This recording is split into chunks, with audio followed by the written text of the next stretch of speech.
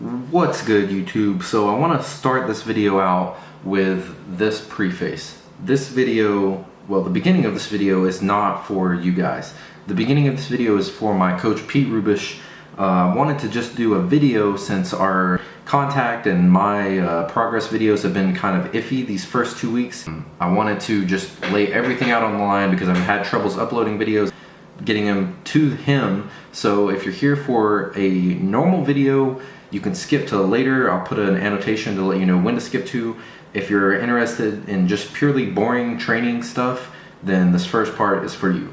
The first video that you guys are going to see here is this is still in week 2 with you, Pete.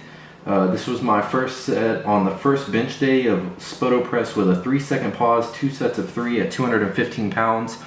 The first pause was a little short. The other ones felt pretty good. I had this down at an RPE 7/8, so pretty easy. Just kidding about the 3-second pause. It was actually 2-second pauses. I was looking at the wrong day. So I was actually getting 2-second pauses. They were the good amount of time. After that, I moved on to bench press with a 1-second pause for a set of max reps with 225 pounds. I was pretty happy with this because I was going for 10. I got 8, which is a rep PR with 225. So I was satisfied with that. I think on a better day, better conditions, I might have gotten 10, but you know, I'm gonna take it for what it's worth. It was definitely an RPE 10 for that day, so I'm gonna take that and we can build on that moving forward, but I'm satisfied for now.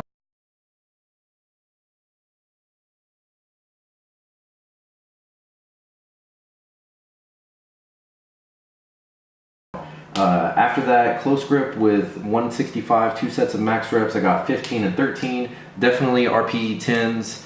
That was pretty hard. And then the rest of the day, we moved on with normal accessories that you'll see on the sheet. Everything moved fine after that. The tricep pushdowns were definitely hard. 5 sets of 30. That sucked. Moving on to the deadlift day, I messed up on this day. I was in a rush, and it was supposed to be conventionals from a 1-plate deficit, and instead I did sumos from a regular, no deficit. I did sumos on all of them. It was supposed to be 3 sets of 2 for conventionals, and then a set of sumos, 1 set of 10 to 15. I did the sumos at 425 pounds for, instead of 2 reps on each one, I did 3 on accident. I was really out of it this day, but they felt super easy, RP 8. Then I moved on to the set of 10 to 15 reps at 385 pounds, and I hit 14 reps. And you'll see in the video, I actually threw up. I threw up twice. One time I swallowed it on I think the 7th rep, and then on like the 4th or 5th rep, I threw up and swallowed it. Then on the 7th or 8th rep, I threw up. I tried to swallow it, but some of it actually fell out of my mouth, and you can see that in the video if you look close enough. It's pretty disgusting. Don't worry, Northside people, I wiped it up, I sanitized it, everything was good. But moral of the story is that I got everything. Then you wanted me to do front squats or dumbbell split squats. I opted for the dumbbell split squats because they really felt a lot better for my knee, and I don't want to injure that any more than it is. So I did those with a 35-pound dumbbell in each hand. It was pretty tough, but you know, it got a good burn going. Everything else is as is on the sheet. Everything ran well. The next day that after this, this was when we went on vacation, so I did those 2 days, then we went on vacation. You wanted me to knock out as much as I could, but there was just no way that was happening down there. The gym sucked. They had like treadmills and a cable machine, and that was it. So you made adjustments to the plan. You sent me the new sheet, which was week 3, and I kind of adapted. So we went in and did the bench day yesterday. You started me out with Spoto press with a 3-second pause with the feet up, 2 sets of 3 with 225 pounds. Those were pretty easy, I'm not gonna lie. On the second set, on the last rep, I paused it for 5 seconds instead of 3. So I don't know. I mean, I trust your programming. It's all about trusting the process, but those are pretty easy. I rated it at an RPE 7. Then we moved on to dumbbell bench press. I saw your and Andrew Tyndall's like dumbbell bench press challenge, and I know you guys were at 120 pounds and I was only at 70s, but I tried to go for at least 27 because I think Andrew got 26 on his this week. The most I could get was 22, which I was happy with that because last week I only got 21 reps, and that's what it's about, making progress every week. So last week with the 65s, I got 21 reps on every set.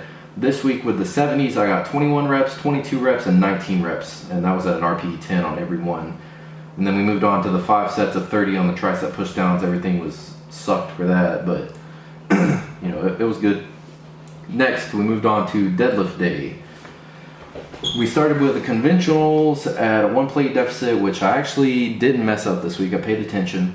And the weight was at 435 pounds for 3 sets of 3.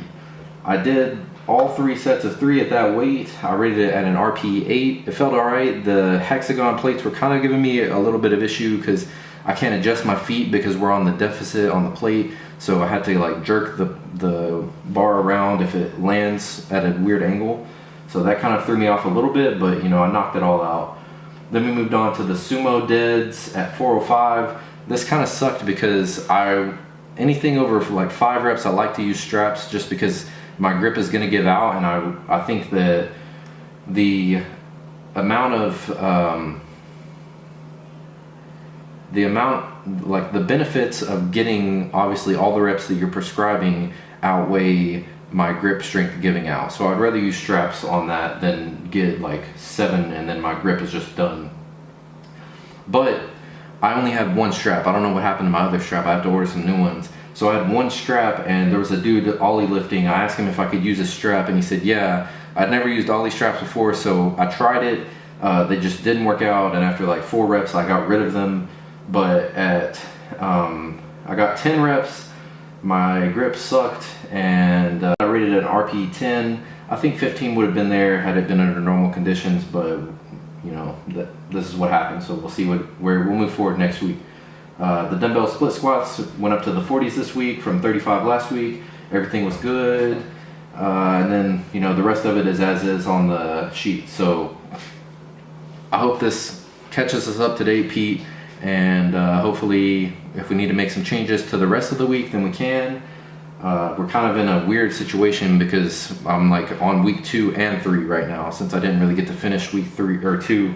So whatever you think we should go with from here, we can do. I think next I should probably knock out the squat day because it's the last squat day I did was on that was last week. I did a squat day. Oh, I forgot to mention this.